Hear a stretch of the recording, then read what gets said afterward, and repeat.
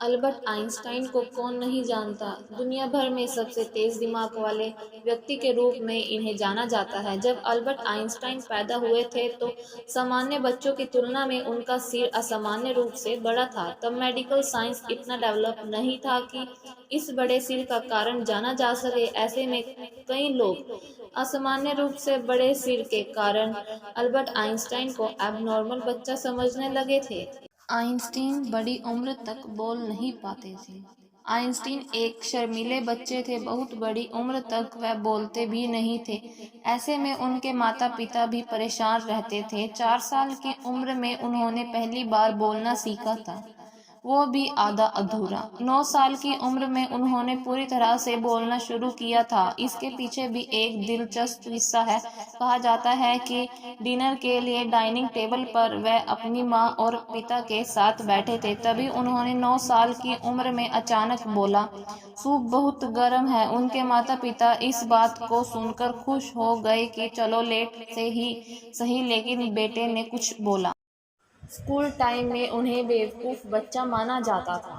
आपको जानकर हैरानी होगी कि आइंस्टाइन को स्कूल लाइफ में बेवकूफ़ बच्चों में गिना जाता था।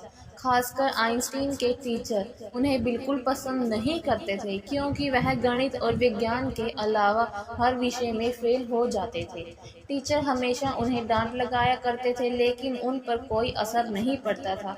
कहा जाता है कि बचपन में आइंस्टाइन गणित में भी कमज़ोर थे और टीचर ने उन्हें गणित पढ़ाने से मना कर दिया था। तब उनकी माँ ने उन्हें घर पर पढ़ाना शुरू कर दिया और उनमें गणित के लिए ऐसी रुचि जागी कि वह महान गणित ही बन गए।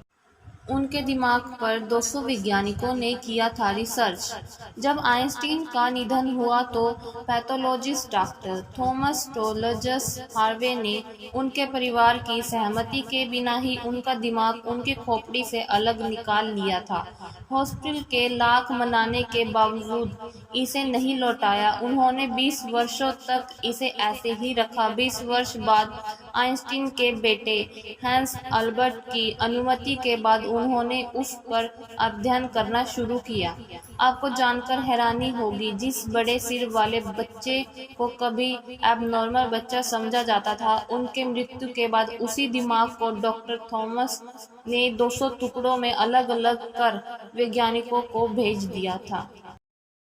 इस कारण से असाधारण सोचते थे आइंस्टीन।